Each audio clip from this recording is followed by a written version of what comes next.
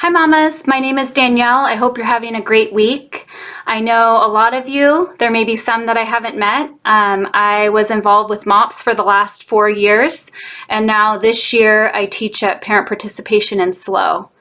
Hannah and Ashley have invited me to come and share some thoughts that have been encouraging to me in finding joy during this crazy time that we're in. So that's what I want to do, take a few minutes and share some things that have been encouraging to me, and hopefully you will find them encouraging as well. But before I begin, I just want you to know that I see you. And obviously I don't see you literally, but I see you virtually, and I know that you're putting in the hard work of caring for your littles, caring for them, all their daily needs, connecting with them, thinking of activities to do, and you're doing the hard work. I see you, and you're doing a great job. And sometimes when you're at home with littles and you don't have your usual avenues of connection, it's easy to feel isolated or alone or on the treadmill of that daily life. But I want you to know that you're seen, you're known, you're loved, and you're valued, and you're doing a great job. And I know that the team at MOPS feels the same way and sees you the same way. You're doing a great job, Mama. Some days I like to encourage myself and say, you're as strong as a mother. So all of you guys, fist, you're as strong as a mother. But if you're like me, you don't always feel strong as a mother. You can be a lot of ups and downs. Some days when I take my girls on a hike, or we've done a fun Pinterest craft, or we've gotten all of our schoolwork done, I feel like the best mom. I'm just flying high. Like I have my little gold star that says best mom. And then the next day, maybe it just feels like everything's going wrong and I feel discouraged, or I feel disconnected, or I feel like, how long is this going to go on? I feel like I'm on a treadmill. And so there's a lot of ups and downs. And also, if you're like me, there are those days when you feel like there's not enough of you to go around. There's not enough to be a good mom, a good wife. Your house is a mess. And on those days, I was reminded of a verse that is encouraging to me, and that on those days you can remember as well. It's 2 Corinthians 12:9, and it says, "But he said to me, my grace is sufficient for you, for my power is perfected in weakness. Therefore I will boast all the more gladly in my weakness, so the power of Christ may rest on me." And so the encouragement there is it's actually a good thing to have those days, those weeks, those seasons where we feel like we are not enough, because it reminds us that we need Jesus' strength. And in fact, when we go to him and we ask him, Jesus, help me to be strong. I don't have enough patience. I don't have enough kindness. I don't have enough strength. And I need you to be my patience. I need you to be my strength. I need you to be my wisdom, or whatever it is. Then his power rests on us, and he gives us the strength. And he promises that he is our ever-present help in time of need. And so that has been really encouraging to me as well. There is also a poet that I have recently discovered, and I wanted to read her poem to you. Her name is Morgan Harper Nichols, and this is what she says. So just let these words permeate your mind and your heart. Perhaps, even here I am growing, when the days are long and I do not feel as strong, and when the hours go by slower than they ever have before, and sun is shining and I am lost indoors, perhaps even here I am growing, learning to be at peace in what does not make sense to me. Perhaps even here I am growing. And so I know that this time is not easy, but the encouragement there is that we do have the opportunity to grow in our knowledge of our children, grow in our knowledge of ourselves and our knowledge of God, and to lean into his strength and ask him to be with us and to grow in our relationship with him. Three practical ways I want to share with you today about finding joy. And here they are, and then we'll briefly unpack those. The first is having realistic expectations. Number two is thinking of ways that we can say yes more to our children.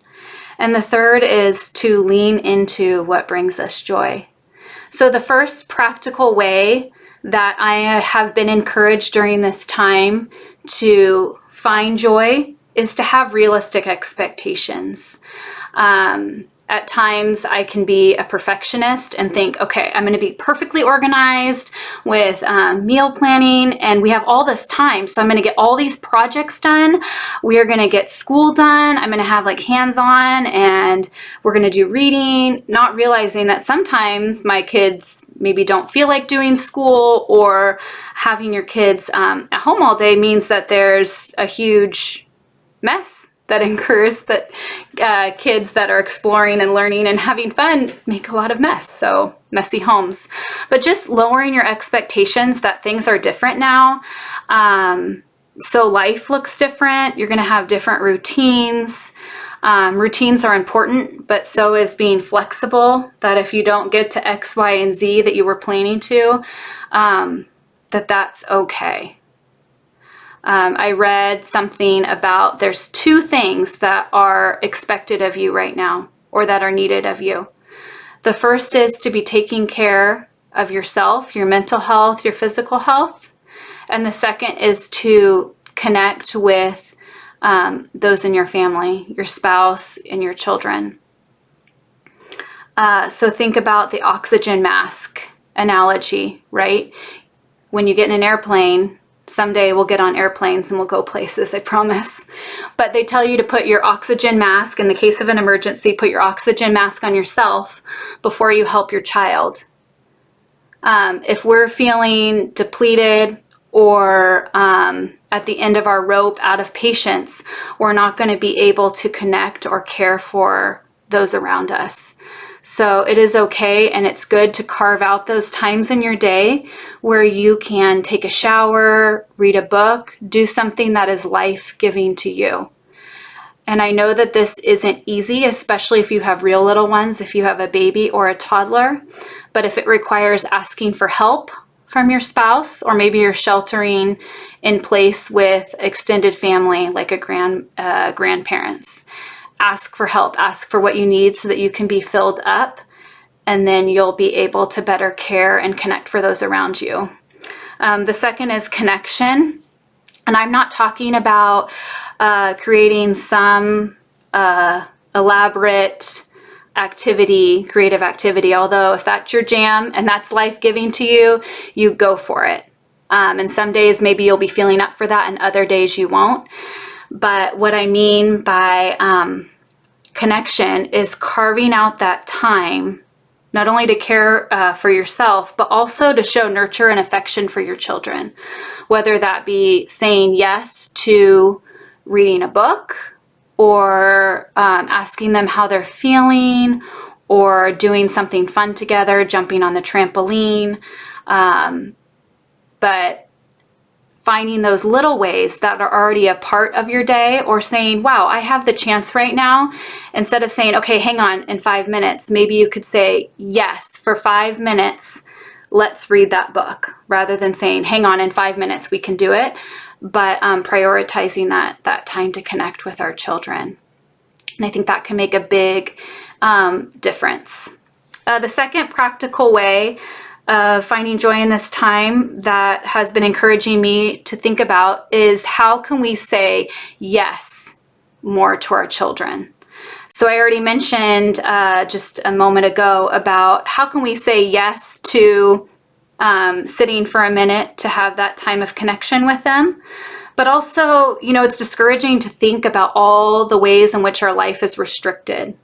Like going to the grocery store with a mask on feels restricting, or I can't, have a bonfire at the beach, or we can't go to the park with our kids, or if you're in parent participation, you can't go to your class in person with your child, or you can't meet at MOPS and just have that community that really builds you up.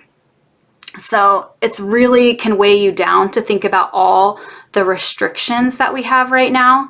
But instead, if we can flip the mindset and think, what are we able to do? What can I say yes to? Water play in the backyard, yes. Maybe something that's a little bit messier, yes. Also, we are at home with our children, so what can I say yes to and invite them in? Really, what our kids want from us is that connection, and they want you, and you as their parent are enough for them. So to simply invite them into what you're doing can also be a way to say yes and connect. I know a lot of preschoolers love doing chores. You know, you give them a mop or some water, or let them clean the baseboards or play in the soapy bubbly water as you do dishes. So think about, and this may just be a time to get you thinking, what can I say yes more to my children? And also, what can I say even yes more to myself? As far as expectations, if a bubble bath is going to make you feel better, yes. If that bowl of ice cream is going to make you feel better, I'm a big fan of ice cream, love my Chunky Monkey, yes. Say yes more. The third way practical way to find more joy, so we've had set realistic expectations, say yes more, and the final way that I want to share with you is to lean in to joy. I was going back to my journal from January. I'm a big fan of journaling. It helps me process through my thoughts. I don't do it as much as I would like to, but I do like to set my intentions at the beginning of the year. And so I went back and I had 2 words at the beginning of this year, which were let go and lean in. And I thought, how timely to go back to that at this time and realize that those words were my intention, and that this is the perfect time to be exercising those words. What can I let go of? I can let go of unrealistic expectations, and I can lean into saying yes more. I can lean in to joy. And I love the picture of leaning in because it takes action to lean in. It takes being intentional to lean in. And so I don't want to put something more on your shoulders, just more of a food for thought, to be thinking about what brings you joy. What is life-giving to you? What brings joy to your children? What's life-giving to them? And to lean into those activities and realize again, this time, although it can be challenging, especially with little ones, and I do know that and I see that, but we do have the gift of time to lean into joy in ways that maybe we haven't done before. And I was reading a book by Brené Brown called The Gifts of Imperfect Parenting, and she talks about the importance of play, and the importance of play not only for children, but for adults as well. And that play is time spent without purpose, doing things just because they're fun and not because they help us achieve a goal. And that play is something that when we do it, we don't want it to end. So what is something that I enjoy doing that when I am doing it, it fills me up, it brings me joy?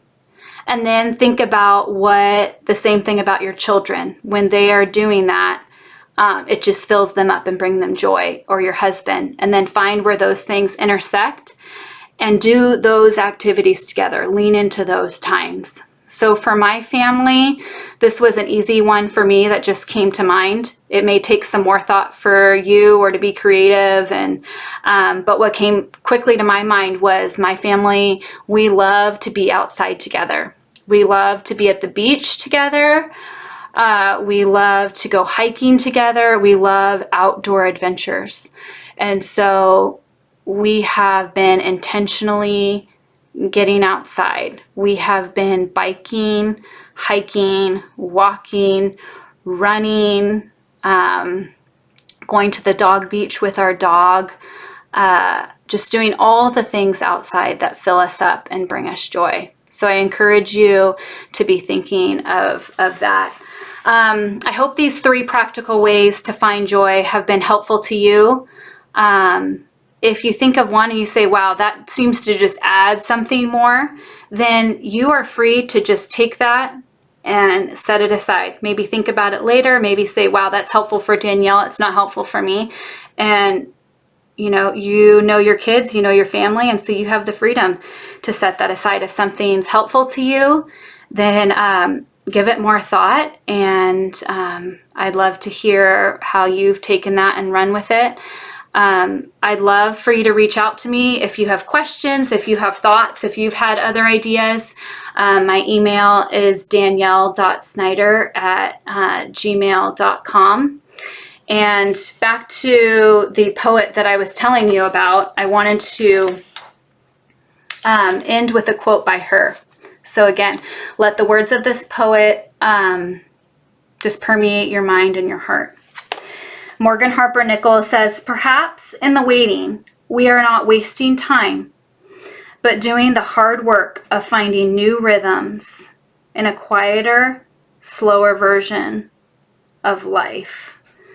And so I hope you and your family are finding those new rhythms, are finding ways to enjoy one another and lean into the things that bring you joy. Have a great week, and I hope to see you in person soon. This is temporary. We will see each other soon. Have a great week. Bye.